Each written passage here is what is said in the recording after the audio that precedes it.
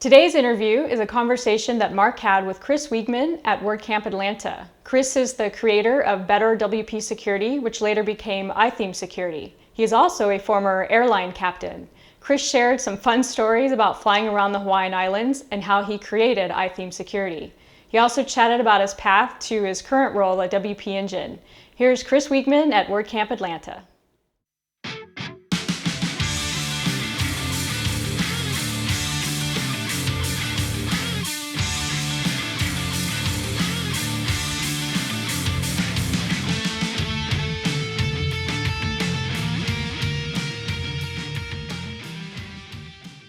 So Chris, I've been wanting to chat with you for so long.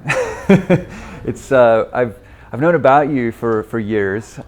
You're the author of a very well-known plugin and so on. Do you mind describing your background? And Sure. Started with this WordPress stuff working for a university where it was our students were our security problem. So I started building ways to try to protect it, try to stop the students from doing what they shouldn't do, as well as, of course, try to protect the site. So started building WordPress plugins. We actually had Drupal sites, but Drupal didn't want to accept module. You submit a Drupal module, you get all kinds of, we don't think that should be here. It was much harder to get in on. So I started building WordPress plugins, and at that point, WordPress.org wasn't saying no to much. So they even let me in, and the rest kind of just went from there. And I should properly introduce you. I'm chatting with Chris Wiegman. You're known for your plugin, which started off as Better WP Security, and was ultimately acquired by iThemes. And is now become iThemes Security, yes. And it's now known as iThemes Security, and of course iThemes was acquired by Liquid Web, and so now it's part of their product suite. And you're very active in the community as well, right? Try to be, yeah. Various WordCamps speaking on still security or privacy and developer topics. So you said that you started off at a university trying to secure things over there. When was that? 2007 is when I started back at the university. So the earlier days of WordPress, not quite at the beginning. No, not the beginning. I was an airline captain when the recession was on the line. So my alma mater called, where I learned to fly, called and said, "Hey, do you want your..." I had fixed computers as a student worker. They said, "Hey, do you want that job full time? Can't pay you much, only what a captain makes, so like $28,000 a year. But you can do any degree you want. We'll cover all of it. You don't even have to make up the time." And it's like, recessions on my second aviation recession was on the writing was on the wall. So it seemed like a great time to make a switch, and that's what I did. So you went from piloting what kind of planes? The last aircraft I flew professionally was a Cessna 208 Grand Caravan turboprop. Wow, whereabouts?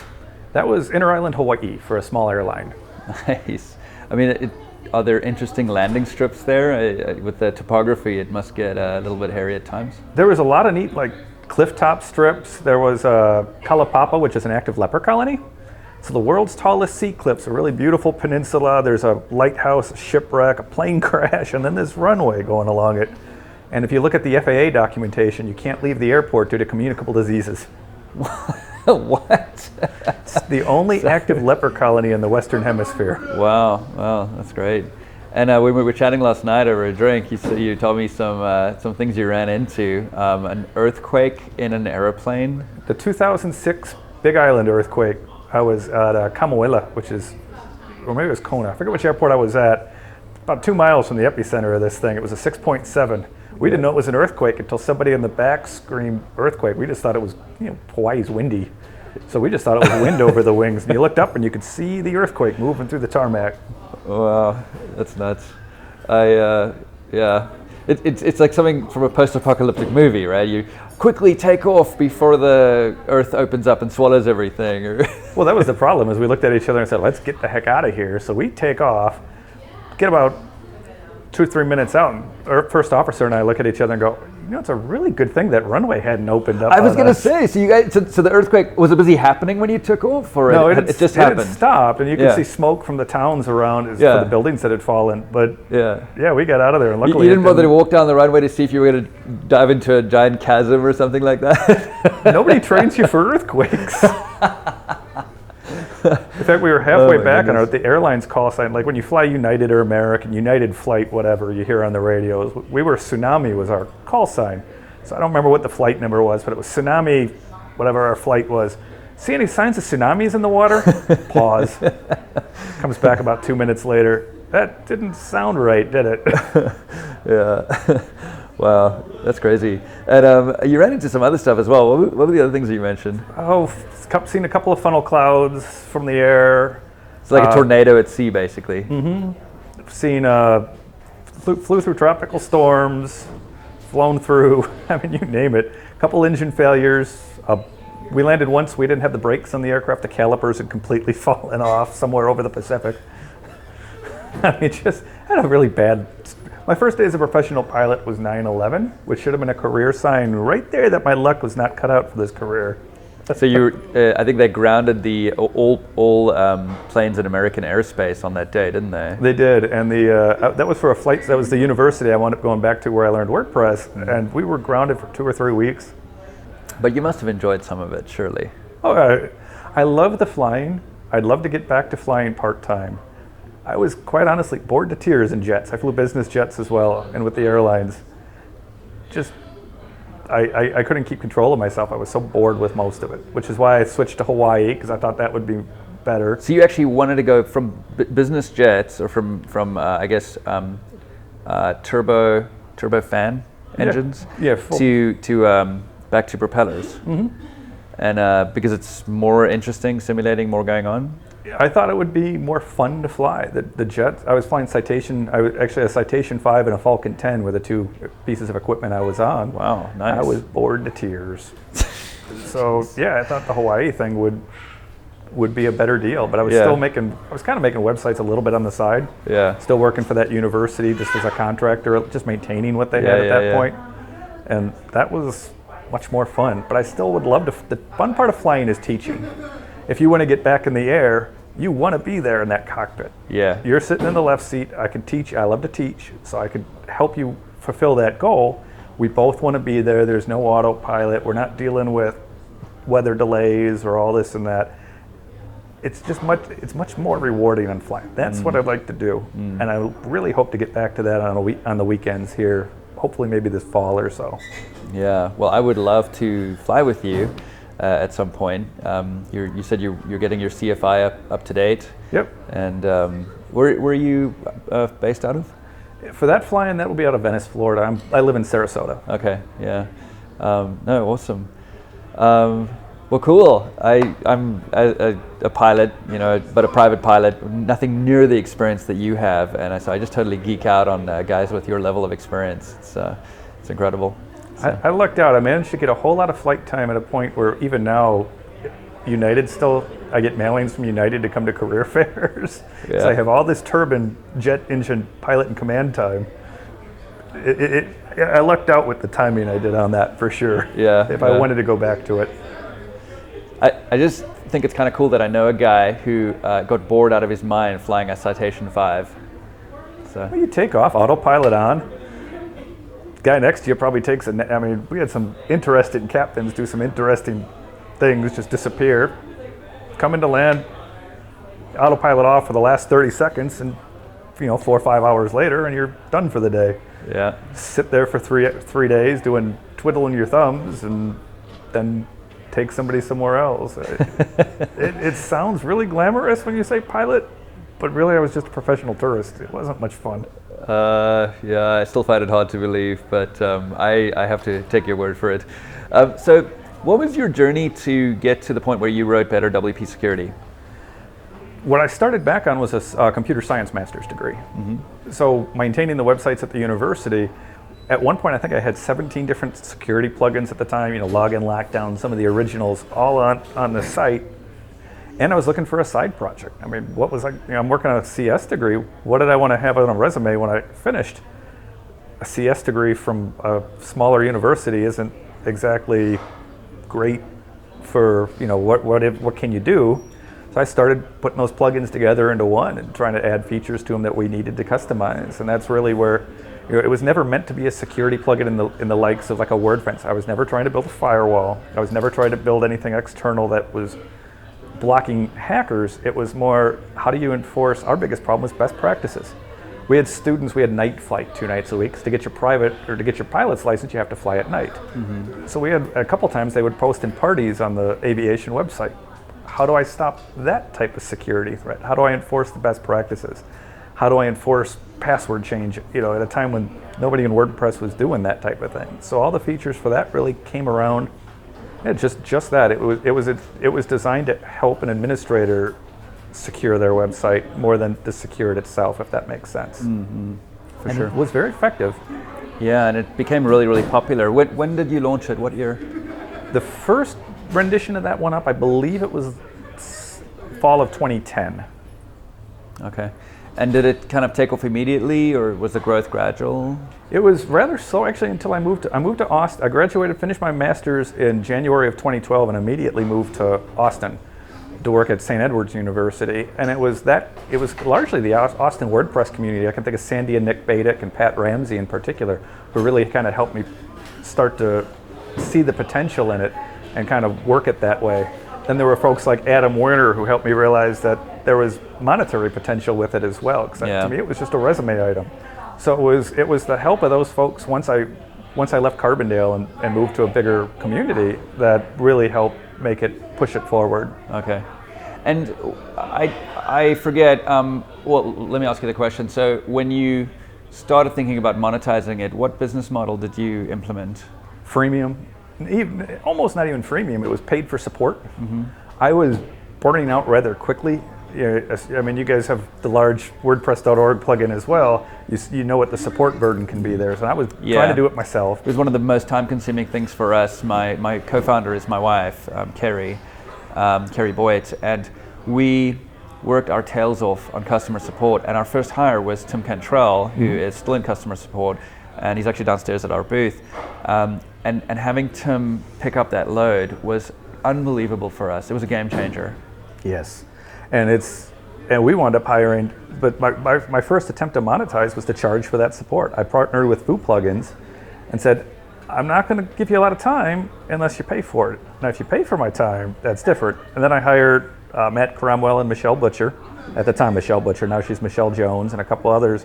Just basically, they took most of that money and ran the support tickets for me. So that worked out really well. Okay, I didn't realize that Matt Cromwell worked for you. I met him at WordCamp OC last weekend, and I was having to do an interview with him actually. He's based down in San Diego, and so I was trying to find the time to go down to San Diego to chat with him, but it just never worked out. But yeah, he's a great guy. So Matt's awesome. Yeah, it's a small community, isn't it? Very much so. I mean, him and Matt and Adam at the time were both collectively working on Foo Plugins. So Matt was technically Foo Plugins, but I basically usurped all of his time to put toward the security plugin. So they took pretty much all the official revenue and then donations. I like to say that I'm kind of the problem with all the WordPress notifications in the admin area. I think I was the first. After 30 days, it pops up a notice. It says, hey, if you like it, tweet about it, rate it 5 stars, or donate. So 2013, I think it had $25,000 just in donations from that little admin screen. I had more ratings on it than Yoast and Jetpack at the time. That thing was amazingly effective. Yeah, well, I know John Brown, who runs 9 Seeds, the agency, wants to have a word with you, because I chatted with him 3 weeks ago and he was ranting about the admin notifications. My wife works for John, so we have... Oh, okay. Like I said, small community, right? It's crazy. Yeah. We joke a little bit about some of that stuff. Yeah. Yeah, but it feels like a lot of the plugins have cleaned up their act now. We've certainly, we're working hard to improve our signal to noise ratio. And I think that Yoast has made some changes as well in terms of notifications, and we've certainly made some adjustments. And I think it feels like the more mature plugins are really working to make WordPress more usable, because as WordPress is more successful, it kind of helps us out. And so we want to really elevate the platform. And at a certain point too, your name recognition hits the point at which you don't need necessarily that. Your Wordfence, if you mention WordPress security, that's you guys in security, quite honestly, are the first 2 anybody thinks of. You don't need to spam admin areas anymore. Totally. There are a few plugins that still do it at that level. Yeah. But yeah, same with Yoast. You know, he's got such brand recognition now. He's kind of like Yoast and SEO are interchangeable, the terms. So yeah. So you guys, so you were running Better WP Security. You were beginning to monetize it, and you kind of grew it to a point, and then you joined iThemes. At what point did you? What did the organization look like at the point right before you joined iThemes? How many people did you have? I think there were 5 people running support tickets, give or take, and some help with some of the administrative side and stuff like that. All part-time, and nobody was full-time. But it was about 5 people, all contract, and it was either I needed to go the route of making it a full product and get into the types of security. I never say it was best practices. It was never meant to be firewalls and stuff like that. So I either started to go that route, or I needed to find somebody who had an interest in it to do that route. iThemes with Backup Buddy and with their management plugin and stuff like that they were doing at the time, it just seemed like a really good fit. So that, it was a resume item. It wasn't designed to be, I never intended it to be a company anyway. So it seemed like the right out for me. And it helps that Corey's a hell of a nice guy, doesn't it? It does. Yeah, he was an easy. He sold me fairly easily, and that was the right place to sell it. Yeah. In fact, I've become friends with Corey and Lindsay, and Lindsay was here a moment ago when we were filming with Carrie, the Chief Operating Officer of Liquid Web. So yeah, it's just crazy how small the community is. But how did you guys? How did the conversations begin? Did you knew each other and you just started chatting about potentially joining forces?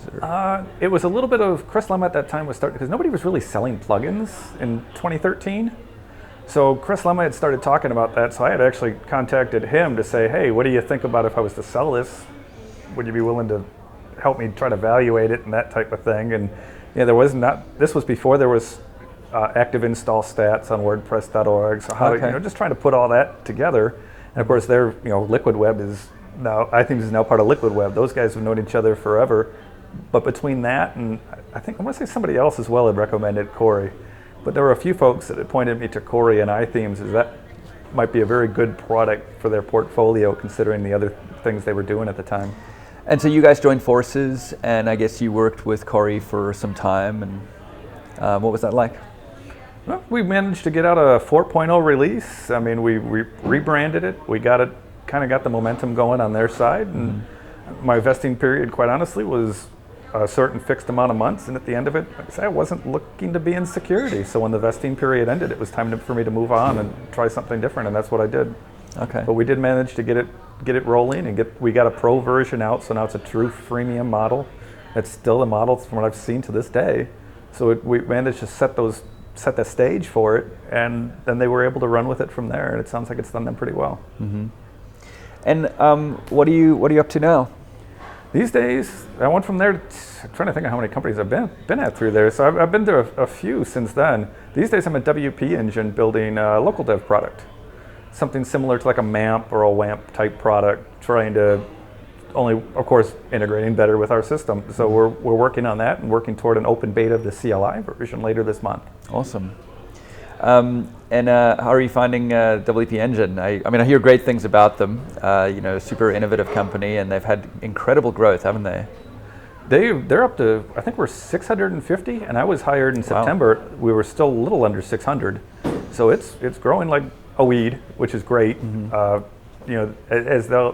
They took big rounds of funding last year, so they've had the ability to now invest and try to improve on the various areas where they were showing some weaknesses, and they've been doing. The leadership team is great at being able to identify those and do it. For me, it's iThemes was 10 or 15 people when I was there, and then 10 up was like 100. Then I came from University of Florida actually in between, which was just the health division I was in. I was one of the only remote people of 22,000. So now I'm kind of found this nice little in-between spot. Got a little bit of bureaucracy there with 650, but it's not the university where you can't get anything done. Yeah. And at the same time, it's not at a free-for-all like some startups can be if they're without direction. So it's been a great fit for me. As I tell friends, it's the move I didn't know I needed to make. Because I was fairly happy at UF, And then they approached me for the project that I'm working on from WP Engine. I looked at it as a gamble at the time, but it was the right gamble, that's for sure. Awesome. And so you're working on a tool for developers to do local development on a WordPress site and then push that up to WP Engine. Is correct? That about right? Yeah, you start with or without a WP, and you can use it for any kind of PHP development, but a LAMP stack, Linux, Apache, MySQL, PHP, with all the developer tools built in, such as Minim Proxy, Xdebug, PHP Unit, and right now it's CLI only. But you can clone a site from our system or spin up a new one. You can push and pull it from your staging or your production environments. You can debug it locally. All the stuff you'd expect in a local development stack, with of course special preference to our platform, makes it really easy to get sites to and from the platform.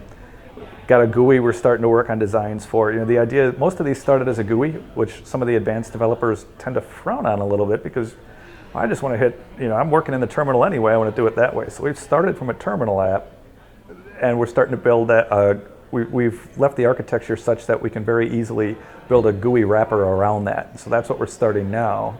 And that'll be before it hits, the CLI will hit open beta this month, and the GUI will hit before we do a 1.0 with a full product. So we've got some time to, we also don't have a whole lot of features in it, because what do people want these days? Let's ask the community. Instead of putting out what we call a full-fledged product, and maybe some of these features aren't even needed anymore, we're kind of working our way toward a really good feedback period in the beta, so we can do that stuff right. Okay, very cool. Anything else you want to chat about? I think we've covered aviation, security, and local dev. I mean, you got my whole life covered right here. Got my last 10 years. Yeah. So when are you hoping to start your updating your CFI? What do you actually need to do to? For me, I actually keep the US CFI certified flight instructor. I'm both a regular flight instructor and an instrument flight instructor. Okay. Never needed the multi-engine because I managed to get in the jets before I needed to teach it. Yeah. But you renew it every 2 years, and American Flyers, which is a nationally syndicated or nationally franchised flight school, had a program back 15 years ago when I first got my CFI that said you buy it once, you can renew every 2 years for life. So you just have to do an online correspondence course, and I do it every 2 years, 20-something hours of instruction, and they give me my I get a brand new CFI certificate. It's the only pilot certificate in the U.S. that expires. Okay. So if you didn't, then you have to start all over. So I keep that part current every 2 years, but I'm not current to fly. Then there's the flying part, which even your license, as you know, you have to have so many hours, depending on what type of flying you're doing in it. That I don't have, so that I just need to get back up and go with a CFI down in Venice for 10-15 hours. That should get me up to speed, and awesome. Hopefully they give me a student. Yeah, well, hopefully you'll be in the air soon. And Chris, it's been wonderful chatting with you. Thank you so much for taking the time to talk with me. And enjoy the rest of the WordCamp. Will do. Thank you so much. Thanks, Mark. As you can see, Mark really enjoyed chatting with Chris. If you would like to follow Chris, you can find him on Twitter at Chris Wiegman. If you're watching this on YouTube, please like and subscribe to help us get the word out. And if you're listening on Apple Podcasts, definitely leave us a review if you think we're doing a good job. Thanks for watching or listening. Have a great weekend.